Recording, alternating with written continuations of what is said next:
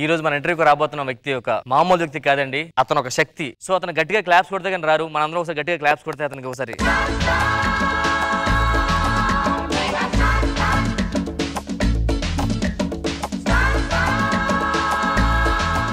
స్పెట్స్ లేకుండా ఒకరు వచ్చారు సార్. ఇది స్క్రీన్ ముందు సార్, స్క్రీన్ బయట ఇలాగే. రండి సార్ కూర్చోండి సార్. ఏంటి సార్ కింద కూర్చున్నారేంటి? నేను డౌన్ టు ఎర్త్ సార్, ఇంతే. Down to earth sir. Okay sir. Flowers లేవు. ఇది ఆకు బుకే సార్. ఆకు బుకేనా? అవును సార్. టీ కాఫీ నాకు అలవాట్లేదు సార్. అంటే ఇప్పుడు సడన్ గా ముందంటే కష్టం సార్. నాకేం అలవాట్లేదు సార్. సార్ ఇది ఒకటి క్లోజ్ చేసుకోండి సార్. కెమెరామెన్ అంత రెడీ చేసుకో సార్. మొత్తం నల్లగా కనబడుతుంది సార్. క్యాప్ తీయవయ్యా. క్యాప్ ఇచ్చినా నల్లగానే కనబడుతుంది సార్. మేకప్ వేసుకోలేదు సార్. నేను నేచురల్ ఆర్టిస్ట్ సార్. అవునా క్యాప్ పెట్టే. అవునా క్యాప్ పెట్టే. సార్ మీతో పాటు ఈ రోజు మాట్లాడడానికి ఇంకో ప్రముఖ వ్యక్తి కూడా వచ్చారు సార్. ఓ ఇంకోళ్ళు వచ్చారు. అతను ఒక ప్రముఖ వస్తా నాకు తెలియదు. ఈ గెటప్ ఏంట్రా బాబు? నమస్కారం మేడం వస్తా మీ ఫేస్ ఇదిగోండి ఇక్కడే ఉంది కదా, చూసుకోండి. ఫేస్ ఎక్కడ కూడా కూర్చోండి madam. Thank you so much అండి. మేడం మీరు మేడమా సారా? సుధీర్ గారు, నిజంగా ఈ రోజునటువంటి ఈ కార్యక్రమంలో మిమ్మల్ని ఇక్కడ కూర్చున్నటువంటి మిమ్మల్ని కలవడానికి చాలా ఆనందదాయకమైనటువంటి సందర్భం. మాకు చాలా ఆనందంగా ఉందండి మీ అందరూ ఇద్దరు వచ్చినందుకు. మీ పేరండి? చింతపిక్కండి. అదేనండి అంటే చింతపిక్కని బాగా ఒక సైడ్ పట్టుకుని ఇలాగ అరగదీస్తే ఏమవుతుందండి? ఇలా మిగిలిపోద్దండి సగం. అంతేనండి, అందుకని నా పేరు చింతపిక్క అని పెట్టారండి. మీ హాబీస్ చెప్పండి సార్. ఎర్లీ మార్నింగ్ నేను 4 to 5 యోగా చేస్తానండి సార్. మీరు నైట్ టైం పబ్స్కి వెళ్తారు కదండి? పబ్స్కి వెళ్ళి వచ్చే టైంకి 4-5 అయ్యిద్దండి. నేను యోగా చేసి పడుకుంటాను. చింతపిక్ గారి కోసం మా ప్రేక్షకుల కోసం ఒక్క యోగా. ఎందుకంటే సుధీర్ గారు పొద్దున లేచినటువంటి మరి చేసినటువంటి ఆ యోగా ప్రాముఖ్యతని మనం ఒకసారి తెలుసుకోవాలి. అన్ని ఆసనాలు కష్టం అండి ఇక్కడ చూపించడం. పర్లేదులండి, మీరు చూపించాల్సిన దగ్గర చూపించుకోండి. ఇక్కడ మాత్రం మా ఆసనం చూపించండి. ఒకసారి ఇలా ఒంగోలండి. ఇలా ఒంగున తర్వాత చేతి చాచాలండి. ఓకే. దాన్ని పెట్టి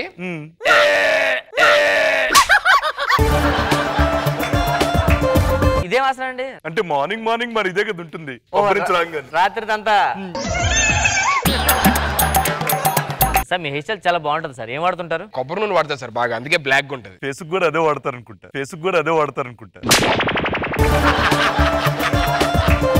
సార్ సుధీర్ గారు చెప్పండి. జర్నీ గురించి చెప్పండి సార్. జర్నీ గురించి అంటే ఇప్పుడు 2 బస్సులు వచ్చి గుద్దుకోవడం, అందులో అంజలి గారు యాక్టింగ్, ఈ పంచుతో నీ జర్నీ అండి. మీరేం చూద్దాం కావాలంటే మంచి పని చేయండి.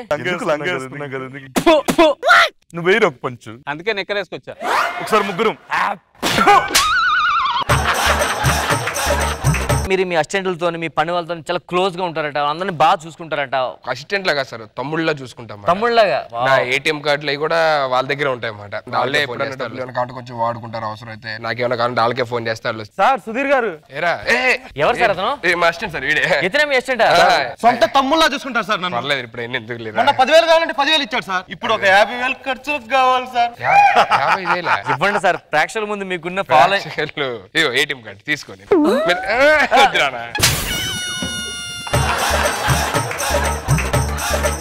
మీ జర్నీ గురించి చెప్పండి సార్. మీ ఫ్యాన్స్ ఇదంతా మామూలుగానే. మీరు ఇండస్ట్రీకి రావడానికి కారణం ఏంటి, ఎలా వచ్చారు, అది ఒక్కటి చెప్పండి చాలు మాకు. ఆయన జీవిత చరిత్ర గురించి ఎవరు తెలియదు చెప్పండి. తెరిచిన పుస్తకం లాంటిది, పరిచయం చాపలాంటిదండి.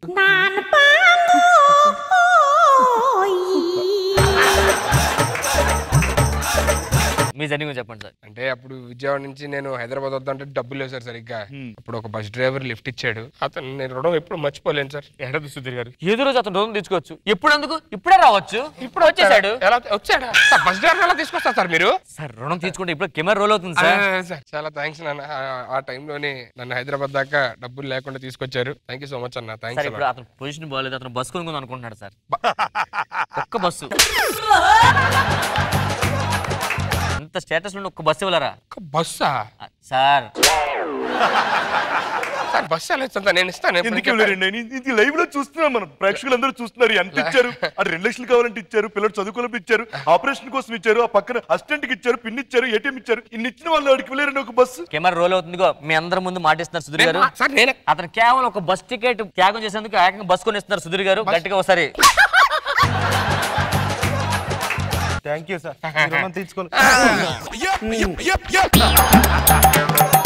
మీరు బస్ ఇచ్చినందుకు నాకు చాలా ఆనందంగా ఉంది సార్. మళ్ళీ ఆయన ఏడుస్తున్నాడు సార్, భయంగా ఉంది. ఆడికే డబ్బులు అవసరం వచ్చి ఏడుస్తున్నాడు. అదే ఎందుకు ఏడుస్తుందో తెలుసుకుందాం సార్ ఒకసారి. సార్ ఎందుకు సార్ ఏడుస్తున్నారు? ఇంత హెల్పింగ్ నేచర్ చూస్తున్నారు ఆయన గుర్తొచ్చారండి. ఎవరండి అతను? మా ఫ్రెండ్ వాళ్ళ తాతయ్య గారండి. ఆయనకి 100 సంవత్సరాలు. 100 సంవత్సరాలు? ఒక కిడ్నీ పని చేయట్లేదంటండి.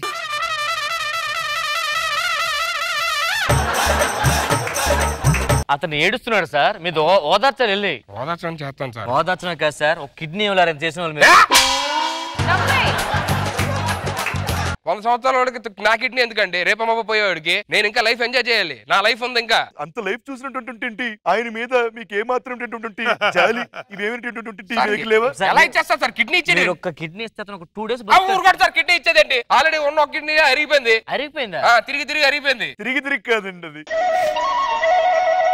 తిని మంచి ఫుడ్ తినకపోతే అలాగే కదండి అరిగిపోతుంది.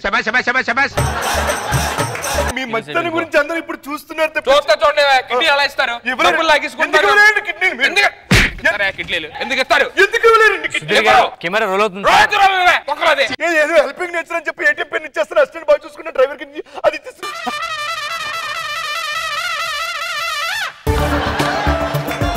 ఎందుకు ఇవ్వలేరు?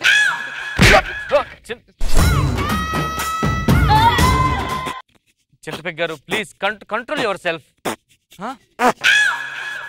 గ్యాస్ట్రిక్ ప్రాబ్లం అనుకుంటా. పంపించిన డబ్బులు రిటర్న్ పంపించాలి, లేకపోతే మీ ఇద్దరికి మామూలుగా ఉండదు. మొత్తం ఎంత ట్రాన్స్ఫర్ పెట్టాడు? 35,40,000 రా. 40,000 నీకు, నాకు ధన్యవాదాలు నిజంగా. నాకు తెలుసురా, ఫస్ట్ డౌట్ వచ్చిందిరా. ప్లాన్ చేసి డబ్బులు దొబ్బేసి నా దగ్గర నుంచి. ఏరా నువ్వు నిజంగా ఆర్టిస్ట్వేనా? ఏరా కెమెరా ఫేవర్ అయితేరా? ఏరా మరి మేము ఆర్టిస్ట్లమే కదా. ముందే డౌట్ వచ్చిందిరా. మీరిద్దరు అవ్వాలని చెప్పని చింత పెక్క అరటి తొక్కేంగా ఏంట్రా అదే? ఒకసారి చేయరా.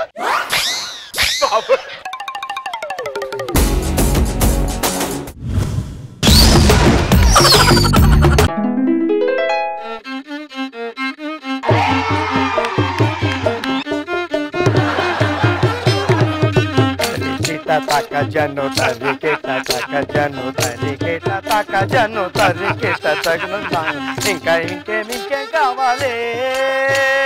చాలే ఇది చాలే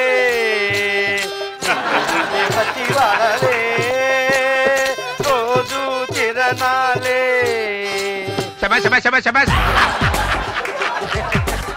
ఎంత ఆనందంగా ఉంది ఈ రోజు, ఈ పండగ పర్వదినాన ఈ గ్రామంలో నన్ను మరి ఒక చక్కటి కథ చెప్పమని చెప్పి ఇక్కడికి తీసుకొచ్చారు. అది ఏ కథ అంటే జబర్దస్త్ ఎక్స్ట్రా జబర్దస్త్ చరిత్ర చెప్పమని నన్ను ఈ రోజు ఇక్కడికి ఆహ్వానించారు. ముందుగా మరి మనం ప్రార్థనా గీతంలోకి వెళ్ళిపోయినట్లయితే, ఉప్పు కప్పురంబు ఒక పోలిక నుండు చూడ రుచుల జాడవేరు పురుషులందు జబర్దస్తు పురుషులు వేరయ్యా విశ్వదాభిరామ వినురవేమ విశ్వదాభిరామ వినురవేమ. ముందు కామెడీ చేయరా మామా. ఎవడరా వాడు? చిన్న పెద్ద తేడా లేకుండా ఇలా కూస్తున్నాడు. చెడదల మధ్యలో పెట్టి కొట్టేస్తానేమో అనుకుంటున్నారు. మరి పురుషులందరూ సమానమే కదండి. అలాంటిది జబర్దస్త్ పురుషులు వేరయ్యా అని ఎందుకు చెప్పారని మీరు అడగొచ్చు. జబర్దస్త్ పురుషులకు ఒక ప్రత్యేకత ఉంది. ఎందుకంటే వాళ్ళు ఎవరికీ అర్థం కారు. గట్టిగా చెప్పాలంటే వాళ్ళు వాళ్ళకే అర్థం కారు.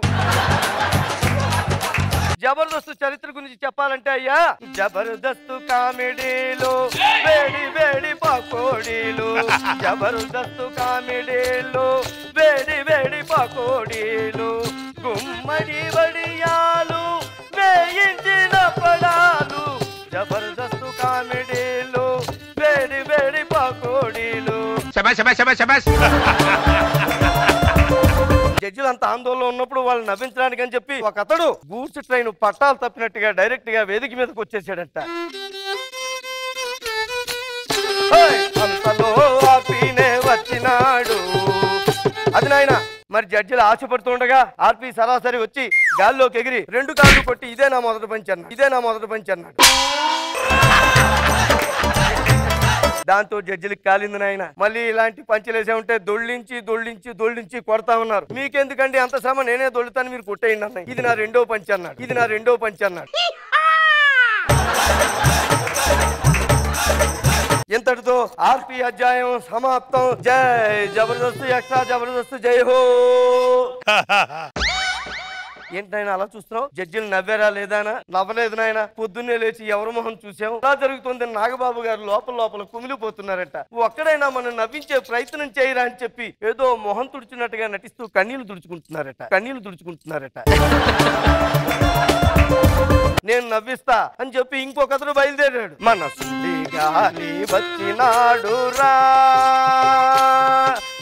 అటు గెటప్పు ఇటు ఆటో, అటు గెటప్పు ఇటు ఆటో, ఇటు మొత్తం ఆటో ఇటో.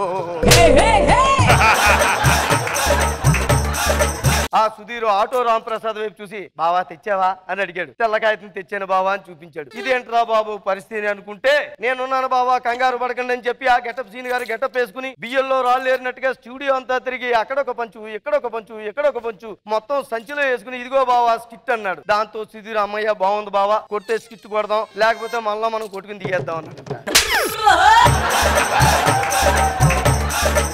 సుడిగాలి సుధీర్ అధ్యాయం సమాప్తం. జై జబర్దస్త్, ఎక్స్ట్రా జబర్దస్త్.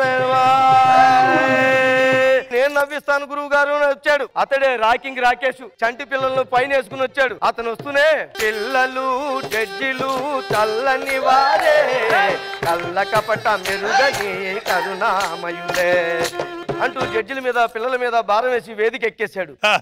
పడుకున్న పిల్లలు లేపించి డైలాగులు నేర్పించి వేదిక ఎక్కించి తన్నిద్రపోయాడు. మిగతా పనంతా పిల్లలు చూసుకున్నారు. కిట్టు మొత్తం చూస్తే నాయన జడ్జిలకి 4 బిస్కెట్లు, పిల్లలకి 4 చాక్లెట్లు, ఇతగాడికి చెక్కులు. అందుకే అతను ఎప్పుడు చూసినా సరే పిల్లలు జడ్జిలు చల్లని వారే, కళ్ళ కపట మెరుగని కరుణామయులే.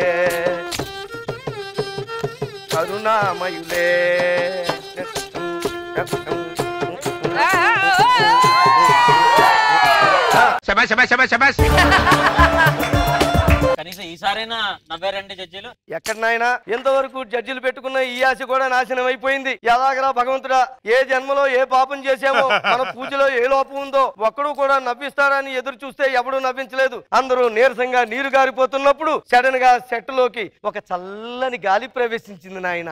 సెట్ బాయ్స్ లేచి కూర్చున్నారు, కెమెరామెన్ లేచి నించున్నారు. జడ్జిలు సీట్లలోంచి ముందుకు వచ్చారు. వాళ్ళు చిన్నగా నవ్వారు, ఇంకాస్త నవ్వారు. డైరెక్టర్స్ వచ్చి చూశారు. వేదిక మీద చూస్తే ఎవరూ కనిపించట్లేదు. వీళ్ళందరూ ఎందుకు ఇంత పక్కపక్క నవ్వుతున్నారని ఆరాధిస్తే ఎక్కడో బయట గ్రౌండ్ లో రాకెట్ రాఘవ్ స్కిట్ ప్రాక్టీస్ చేస్తున్నట్టు.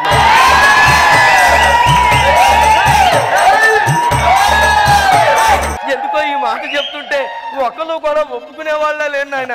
క్షేమంగా ఇంటికి వెళ్తానంటావా? రాకెట్ రాఘవ్ స్కిట్ ఎప్పుడు కూడా బయట చేస్తే అబ్బో అని ఉంటుంది ఆయన. స్టేజ్ ఎక్కాకే దెబ్బ అయిపోతుంది ఆయన. వాళ్ళు ఇంకా చేసేదేమీ లేక ప్యాకప్ చెప్పేసి మేకప్ తీసేసి అసలు నయనాలతో విషన్న వదనాలతో బాధాతత్వ హృదయంతో ఇంటికి వెనుదిరిగారంట. పాపం యాంకరమ్మ గారు కూడా కారు వదిలేసి కాలినడకని ఇంటికి వెళ్ళిపోయారంట. ఇంత జరుగుతున్నా సరే వాళ్ళ మధ్యలో ఎక్కడో చిన్న భయం. ఇంటికి వెళ్తుంటే పిల్లలు ఎదురొస్తారు. నాన్నగారు స్కిట్లు చూసారా, అమ్మ స్కిట్ చూసారా, ఎవరు బాగా నవ్వించారు, ఎవరు ఎలా చేశారని అడిగితే పాపం ఆ పసిపిల్లలకి ఏం చెప్పాలి? రాకేసి రక్కేసాడని చెప్పాలా, సుధీర్ చుట్టేసాడని చెప్పాలా, చంటి చంపేశాడని చెప్పాలా, రాఘవ రంకిలేసాడని చెప్పాలా, ఏం చెప్పాలో తెలియక సెలవు చెప్పేసి ఎవరింట్లో వాళ్ళు నిద్ర ఉపయోగించారు. అందుకే ఇంకేం కావాలి, చాలే ఇది చాలే, నువ్వే వచ్చి వాళ్ళే, రోజు తిరునాళ్ళే. కామెడీ మొత్తం కంచికి పోయింది, పంచులు మొత్తం పంచరు అయ్యాయే. కామెడీ మొత్తం కంచికి పోయిందే, పంచులు మొత్తం పంచరు అయ్యాయే. ఇంకేం కావాలి, చాలే ఇది చాలే, ఇది చాలే, ఇది చాలే, ఇది చాలే, ఇది చాలే, ఇది చాలే, ఇది చాలే. జై జబర్దస్త్, ఎక్స్ట్రా జబర్దస్త్, జై.